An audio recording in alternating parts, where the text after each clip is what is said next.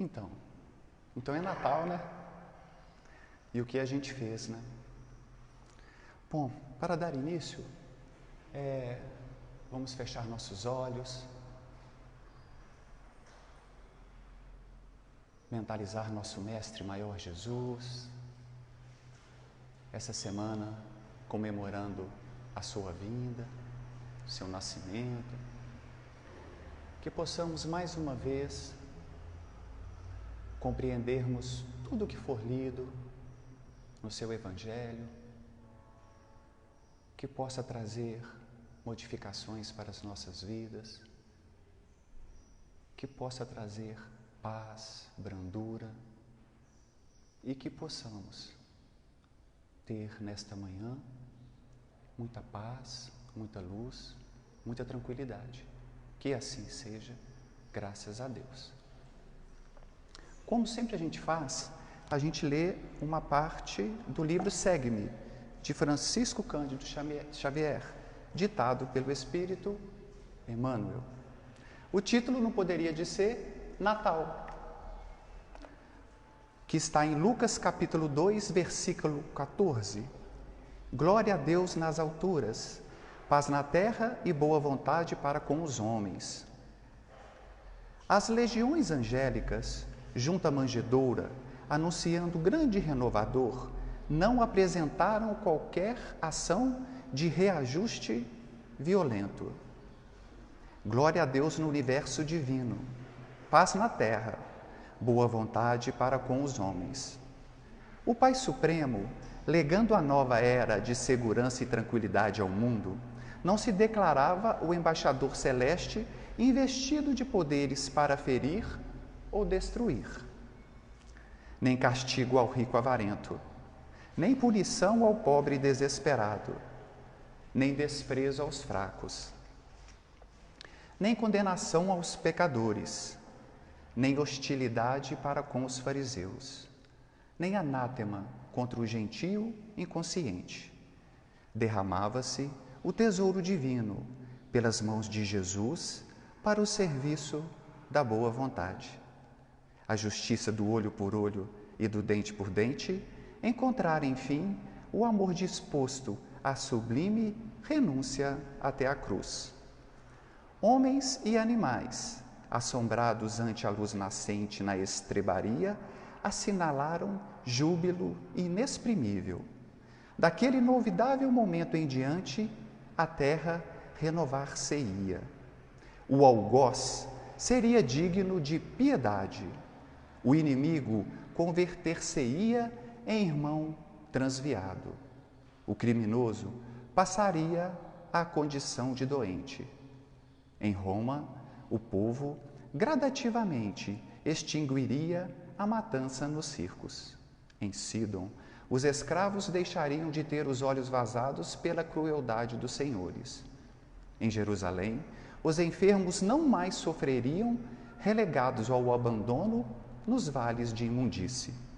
Jesus trazia consigo a mensagem da verdadeira fraternidade e, revelando-a, transitou, vitorioso, do berço de palha ao madeiro sanguinolento. Irmão, que ouves, no Natal, os ecos suaves do cântico milagroso dos anjos, recorda que o Mestre veio até nós para que nos amemos uns aos outros. Natal, boa nova, vontade. Estendamos a simpatia a todos e comecemos a viver realmente com Jesus, sob os esplendores de um novo dia. O tema da manhã de hoje é o capítulo 11 do Evangelho segundo o Espiritismo: amai uns aos outros. Amai ao próximo como a si mesmo. E ele inicia com o maior mandamento. E é para a gente já analisar o título, o maior mandamento.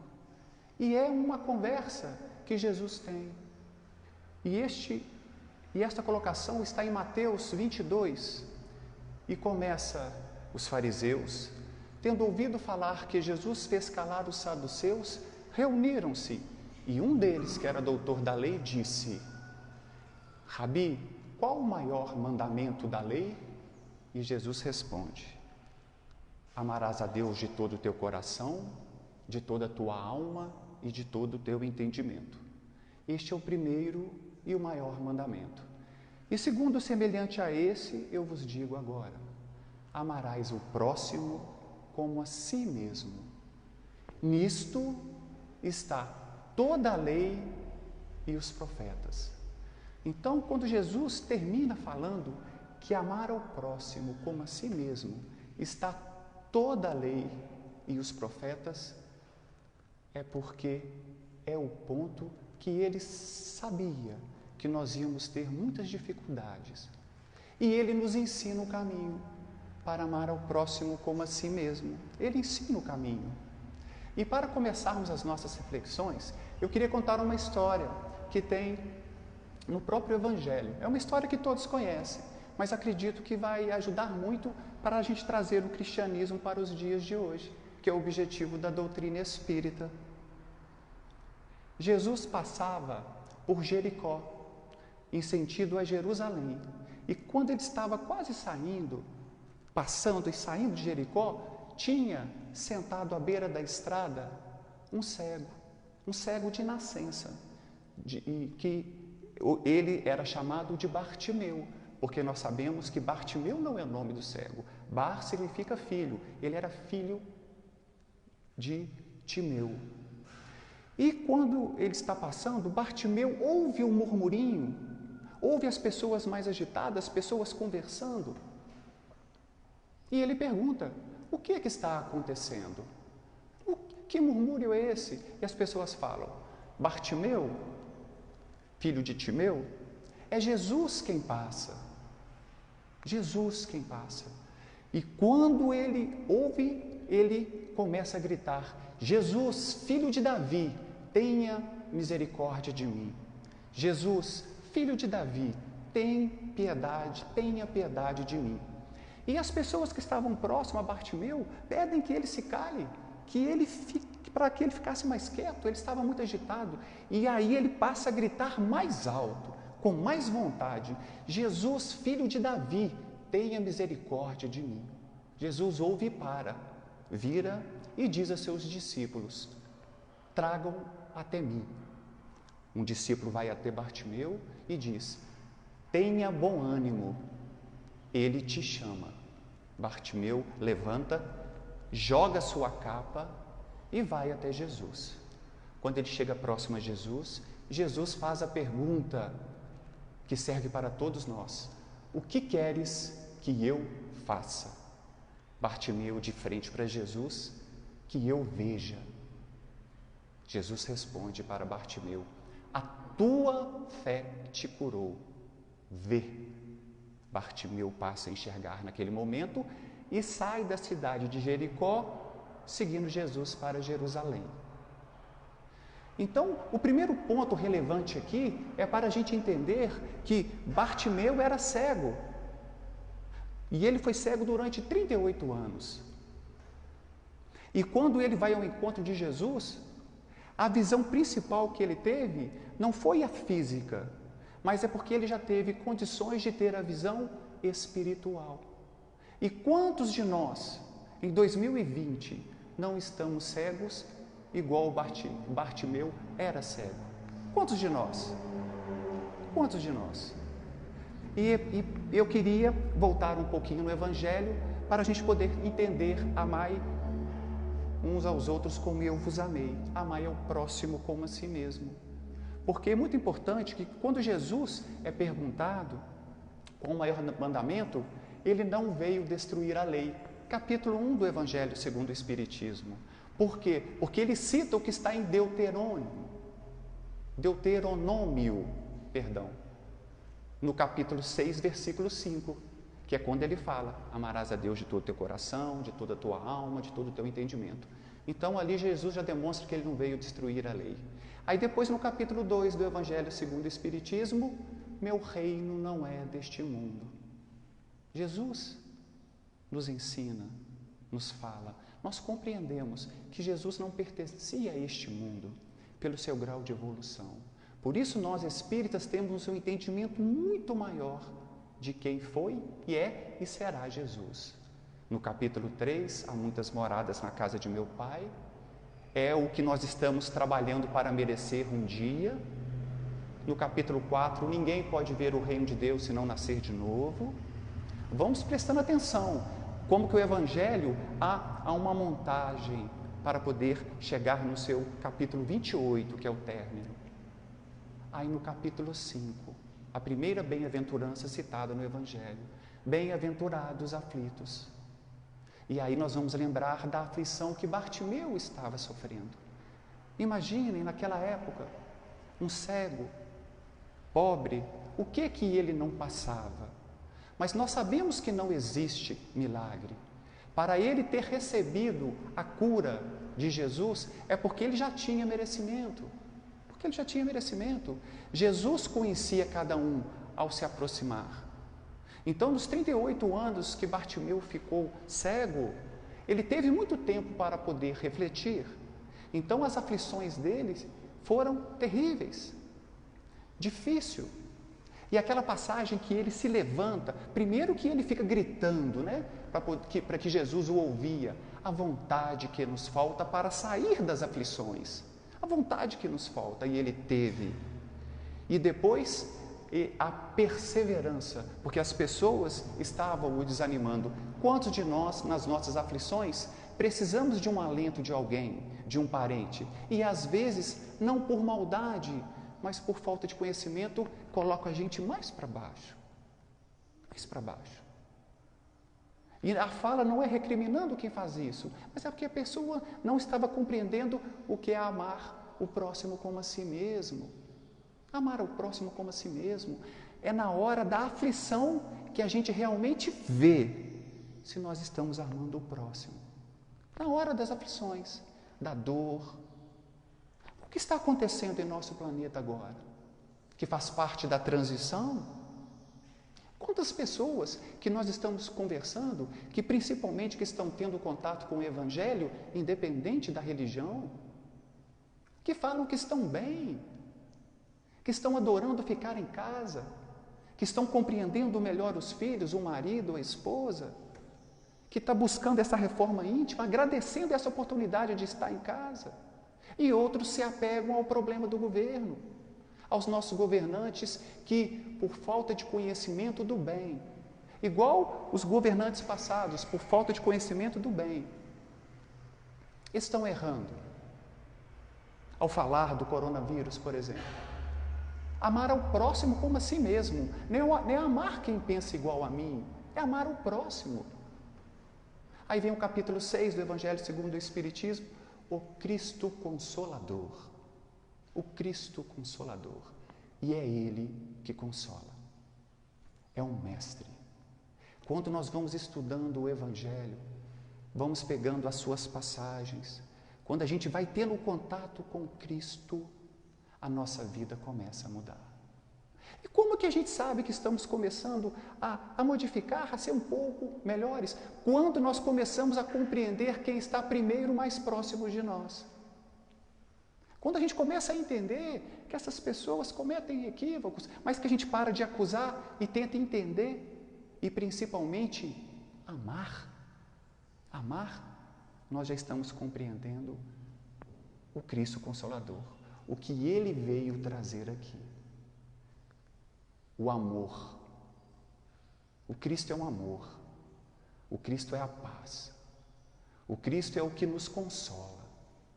O Cristo é a luz que ilumina o mundo e que todos podem receber essa luz. Basta querer, ter vontade, como Bartimeu teve. Bartimeu teve a vontade. E aquela passagem que ele joga a capa tem dois significados. Um é que ele não queria mais usar a capa que era dado na época para as pessoas que eram pedintes, que não tinham condições de trabalhar. Você fazia uma inscrição, ganhava uma capa para ganhar esmola. Então a primeira coisa que ele fez foi jogar a capa.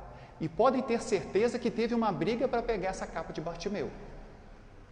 Em vez de buscar Jesus e trabalhar, muitos foram em cima da capa que foi julgada por Bartimeu. Porque iria pôr a capa e ia ganhar esmola. Então foi o primeiro ensinamento da capa. E o outro também, a capa são as suas misérias, que pode ser também interpretado. Os seus vícios, os seus equívocos. Ele quis ser ali um novo homem. Um novo homem que ele quis ser. E como ser um novo homem, que é o que nós temos que ser nos dias de hoje, sem o capítulo 7 do Evangelho segundo o Espiritismo? Bem-aventurados os pobres de espíritos,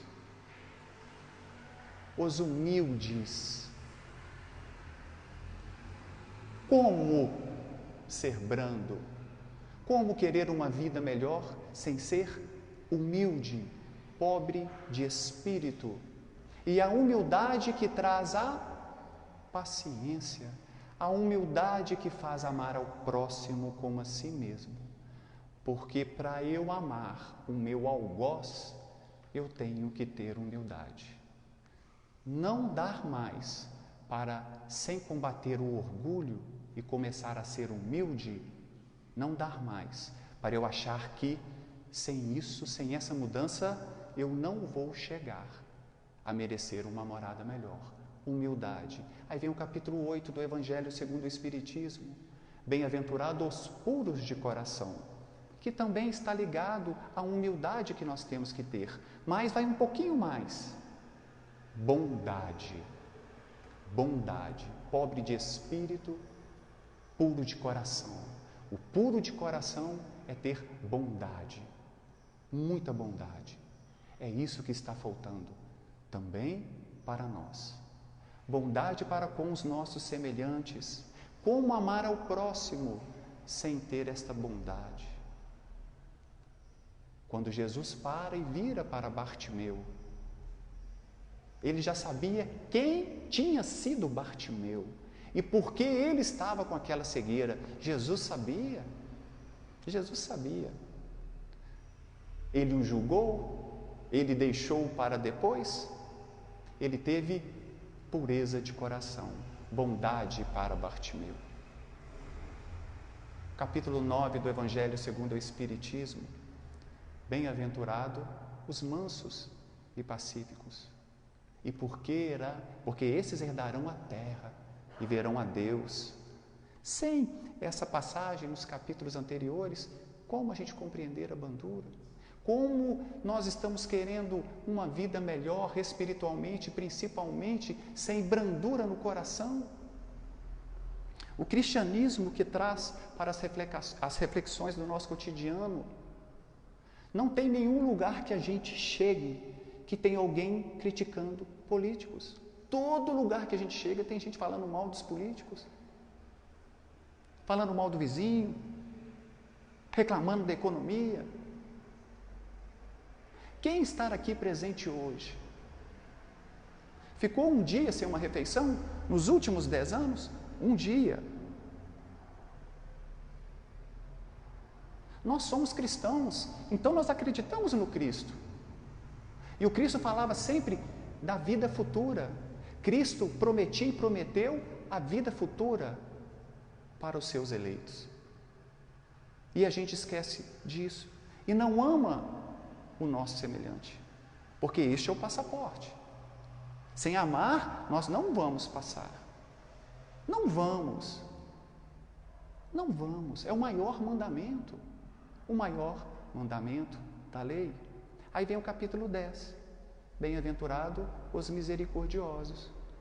Misericórdia. Misericórdia. Como chegar no capítulo 11 sem entender o capítulo 10? Misericórdia para com os nossos semelhantes. Misericórdia, novamente digo, para os nossos governantes. Misericórdia para as pessoas que não pensam igual a gente. Misericórdia com os colegas do nosso trabalho. Misericórdia com o governo, dependendo da cidade, que quer mais uma vez fechar o comércio. Misericórdia. Não estamos aqui para julgar ninguém. Jesus nunca julgou ninguém. Tanto que nós sabemos que Jesus, ele combatia o pecado, não o pecador. Se Jesus fosse receber, se Jesus fosse amar quem estivesse caminhando corretamente, não tinha uma pessoa encarnada na terra. Porque não podemos esquecer que um dos seus mais confiáveis discípulos o negou 3 vezes e foi alertado antes. E Jesus, exemplificando, que é o capítulo 10 do Evangelho segundo o Espiritismo, teve misericórdia. E tem uma fala que a gente sempre comenta no livro Boa Nova, de Francisco Cândido Xavier, que Jesus disse para Simão Pedro: um dia saberá Simão Pedro que o homem é mais frágil do que perverso. Que o homem é mais frágil do que perverso. E este é o pensamento que nós temos que ter com os nossos irmãos. Quando em alguns momentos eu decepciono a minha esposa com alguma atitude, ela entender que muitas vezes pode ser por fragilidade minha, não porque é maldade, fragilidade, porque a doutrina espírita traz para nós que o mal não existe, o que existe é a falta de conhecimento do bem. Quem não conhece o bem, mata, fala mal dos políticos, fala mal das pessoas, buscam as drogas lícitas e ilícitas, não é porque a pessoa é mal. A pessoa não é má porque ela bebe, porque ela usa droga, porque ela agride alguém, é porque ela ainda não conhece o bem. Porque quando ela conhecer o bem, ela vai parar de se entregar a estes vícios e a estes erros. E o Natal está aí. Então é Natal. E o que a gente fez? Dia 24 para dia 25, está sendo pedido, para que a gente possa evitar o contato com muitas pessoas, mas aquelas que já estão tendo contato ali, com certeza vão se encontrar. E o que a gente fez durante o ano? Nós vamos encontrar com as pessoas ali para conversar, para trocar ideias, ou para mais uma vez, com todo respeito e carinho, se embriagar. Se embriagar. Ou comer ao extremo, para chegar no dia 25 amanhecer, tendo que tomar algum remédio. 24 para 25, gente, é o nascimento de Jesus. É entender que Ele é o Salvador, Ele é o Cristo Jesus. Então era para a gente fazer o contrário. Era para beber menos, comer menos e orar mais. Porque a gente passa o ano inteiro, só pedindo. Pede, pede, pede, pede. Não é possível que nós espíritas cristãos, não podemos tirar o dia 24 para Ele. Porque nós não conseguimos o ano inteiro. Então, no dia do seu aniversário, a gente dá um presente para Ele. Enche a cara, discute com todo mundo, dá mau exemplo para os nossos filhos, que estão vendo a gente com um copo de bebida na mão. Assim que a gente agradece a Jesus. Falando que a doutrina espírita não impõe, ela expõe. A fala aqui não é de crítica, que ainda tem este prazer, mas é para reflexão. O Evangelho é para ser refletido. Não dá mais para nós acreditarmos que só a nossa presença aqui irá resolver os nossos problemas. Não dá mais. Que uma água fluidificada, que uma vela acesa, que um banho de água, de rosa, sei lá como que é. Não dá mais para acreditar nisso. Jesus veio trazer a mudança. Jesus veio mostrar o que é o pecado e a gente vencer os nossos pecados. Pessoas ainda acreditam que Jesus veio para tirar o pecado da humanidade, que Ele tirou o pecado da humanidade. Como que Ele tirou o pecado da humanidade? Se continua matando, se continua roubando, se continua estuprando, se continua falando mal das pessoas? Não. Jesus veio ensinar a vencer os pecados, os erros individuais. E isso Ele ensinou muito bem. Muito bem, porque além de ele ter ensinado em palavras, ele exemplificou. Esse é o Jesus que nós espíritas acreditamos.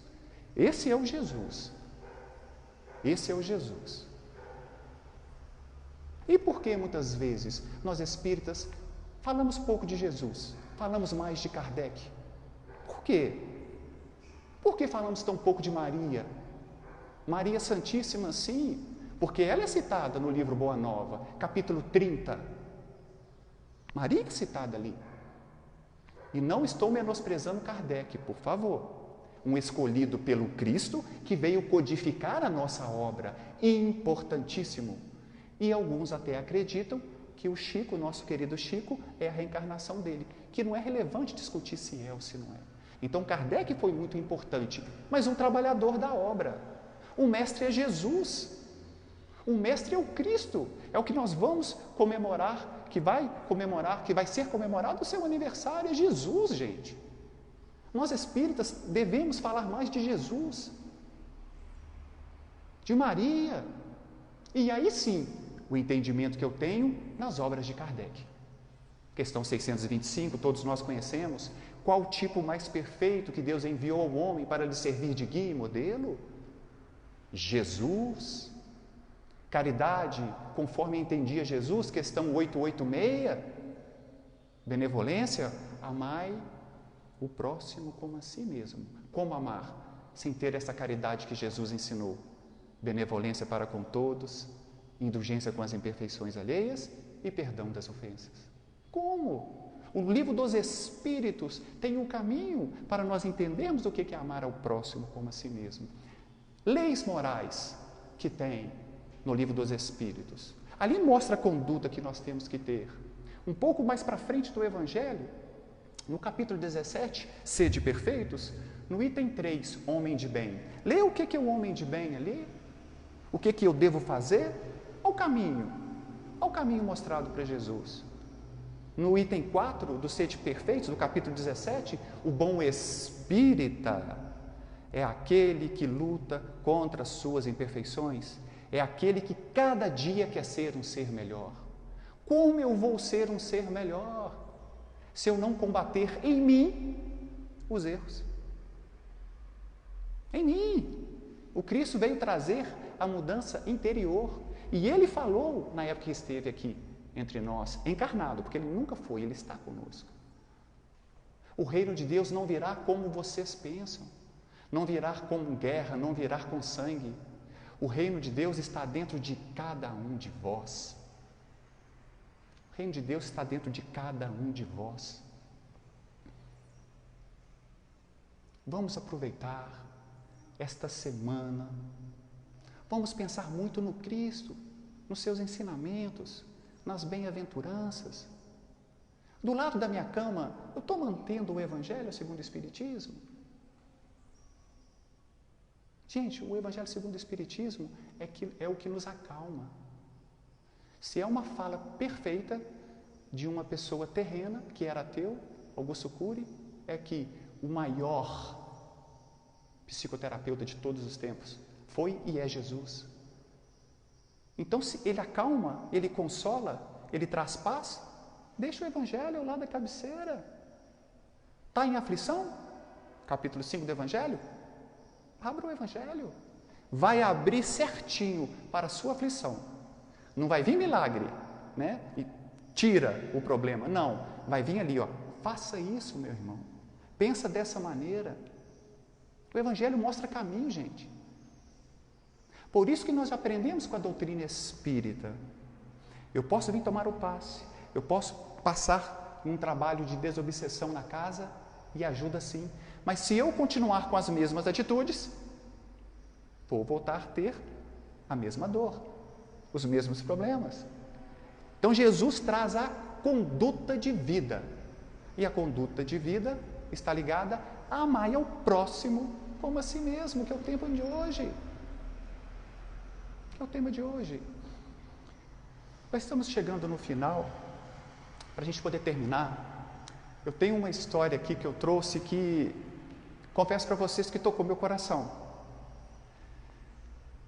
Só de lembrá-la, a gente já sente melhor a presença dos nossos irmãos. Porque nós sabemos, e eu particularmente, eu sou muito grato a Francisco de Paula Cândido Xavier, porque foi uma de suas obras que mudou a minha vida. Foi o Chico que apresentou o Cristo Jesus para mim. O livro É o Nosso Lar, que chegou em minhas mãos há uns 26 anos atrás. E foi ele que me ensinou a amar o próximo. Foi ele que me ensinou a amar mais a minha esposa. Foi ele que me ensinou mais a amar as pessoas, mesmo com as minhas imperfeições. E tem uma pessoa que é muito querida do Chico, muito querida. É a mãe Cidália, a sua segunda mãe. E pouco se sabe o que aconteceu com ela após o seu desencarne. E num livro muito querido que nós temos, que se chama Lindos Casos, de Chico Xavier. A nossa casa até tem trazido histórias. Eu vou ler aqui que o título é Mãe Cidália. O capítulo é o 155. Se alguém quiser chegar em casa e ler novamente. Mãe Cidália. Assim se chamava na terra a segunda mãe de Chico Xavier. A criatura amorosa e boa que dissera a seu noivo João Cândido.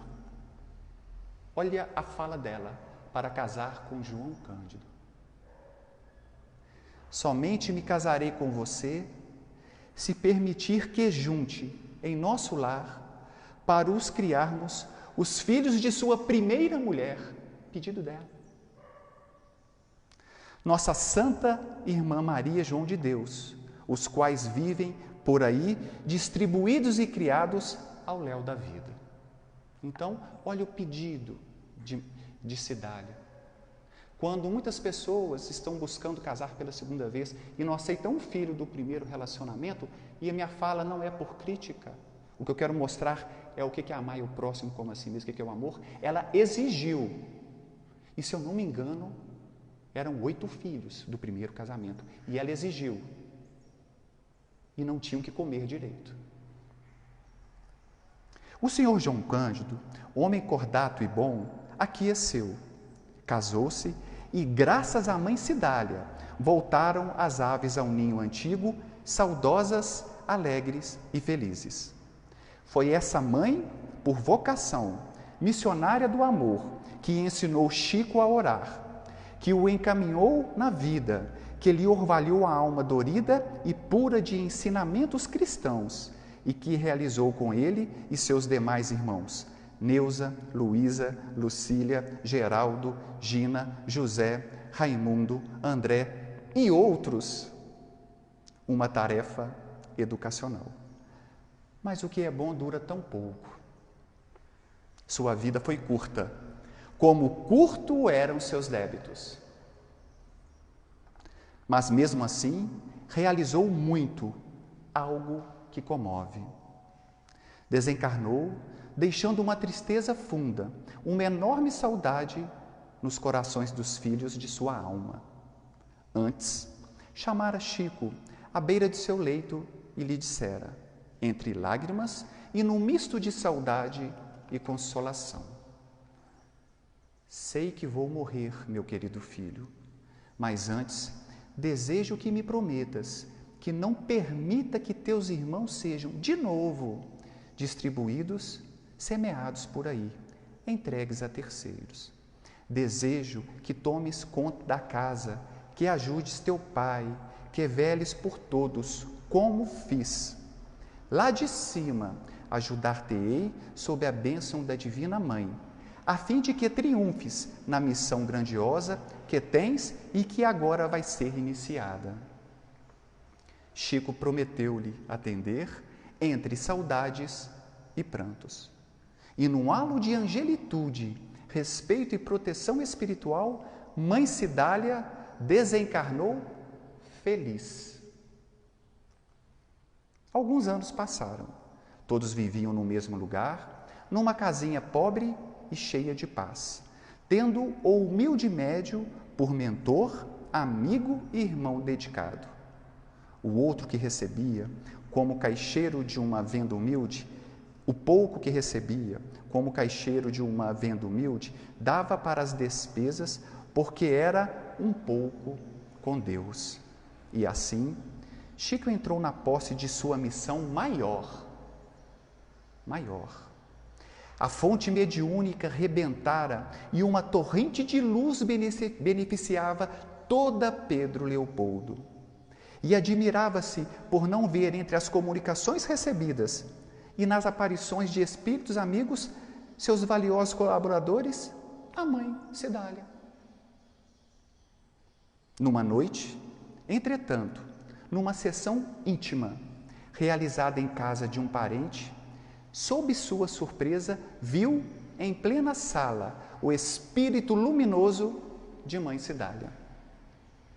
Parecia-lhe mais linda, comoveu-se e chorou de contentamento pela auspiciosa ocorrência. Amorosa como dantes, o espírito chegou-se-lhe ao pé e lhe disse confidencialmente: custei a parecer, meu caro filho, porque meus trabalhos são muitos, mas vejo-te sempre protegido e me alegro. Esforcei-me hoje para vir até aqui, porque há um justo motivo. E olha o motivo, gente. Justo motivo? Tartamudeou o bondoso médium. Sim, preparem-se, pois um de vocês vai partir daí para aqui. Obtive a permissão para ficar perto de vocês por alguns dias, a fim de receber o que foi escolhido. Chico custa a receber a visita da sua mãe. Quando ele recebe, era para dizer que ia levar alguém. Aí nós pensamos assim, mas não é possível, isso é sofrimento?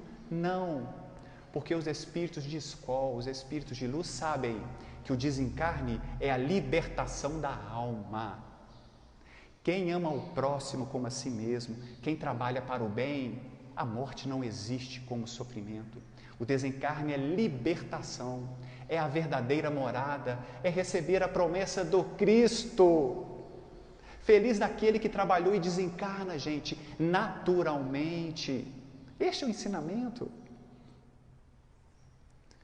Abraçou e abençoou seu filho e desapareceu. Acabada a sessão, Chico contou o que vira e ouvira a seus caros entes familiares. Uma das irmãs pensou em seu pai João Cândido, portador de grave pielite e de uma hérnia ameaçando estrangular-se, caso não a operasse. E cada ente familiar pensou em alguém do lar. Dias se passaram. O senhor João Cândido foi operado e estava fora de perigo. Então, quem seria? Cada um perguntava a si mesmo.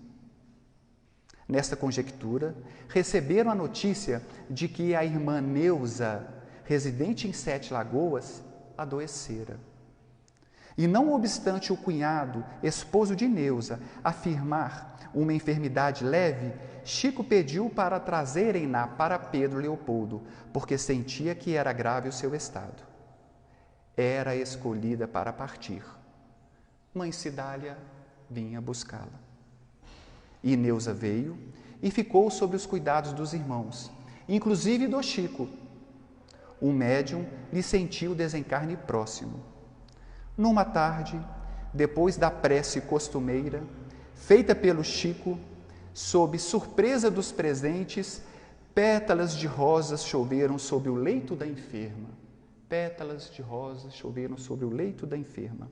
O fenômeno revelando o mérito de Neuza e seu desencarne iminente, comoveu a todos e os preparou para o golpe que se avizinhava. E na manhã seguinte, como um pássaro, o espírito de Neuza, esclarecido e bondoso, deixou a gaiola da carne e subiu à espiritualidade do lar maior. Mãe Cidália apareceu ao Chico e disse: foi esse o anjo escolhido. Fique em paz, vou acompanhar a ave libertada e feliz. Vou acompanhar a ave libertada e feliz. Adeus. Um parente do Chico nos contou este lindo caso, comovendo-se e comovendo-nos. Deu-nos uma bela lição, revelando-nos o que espera na hora libertadora os que sabem viver bem com e por Jesus.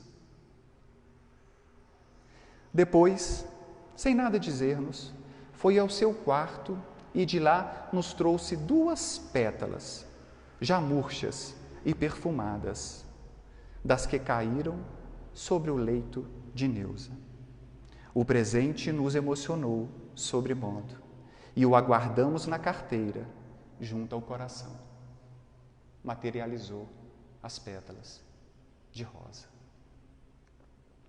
De quando em quando, junto com a prezada esposa, contemplamos as 2 pétalas e lembramo-nos de Neuza e sentimos-la como uma estrela que ganhou 5 raios e vive radiante e feliz num trabalho maior, junto à grande estrela na constelação de Jesus.